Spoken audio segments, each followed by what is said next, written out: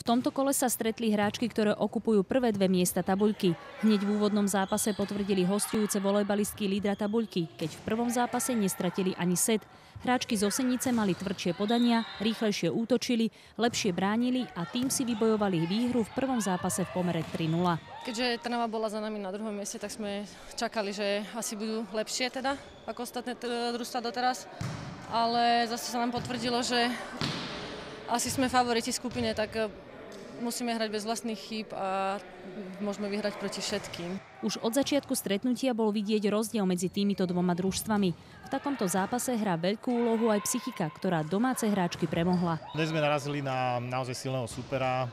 Mužstvo Senice je jednoznačne najlepšie v našej lige, takže dievčatá dostali trošku zabrať. Bolo vidieť rozdiel úrovne a snáď dokážeme prekvapiť v ďalšom zápase, prípadne v tých ďalších. Tento zápas bol pre nás náročný, pripravovali sme sa naň, ale hráčky sú o triedu vyššie, to si akože musíme priznať, ale aj napriek tomu sme mohli hrať možno lepší volejbal, ale hrá tam aj psychika svoju úlohu a je to pre nás dobrá skúsenosť a aj tréning, takže radi si s nimi vždy zahráme, keď výsledok bude akýkoľvek. Ďalší zápas odohrajú naše volejbalistky doma v sobotu 23. novembra proti hráčkam Vivus z Bratislava.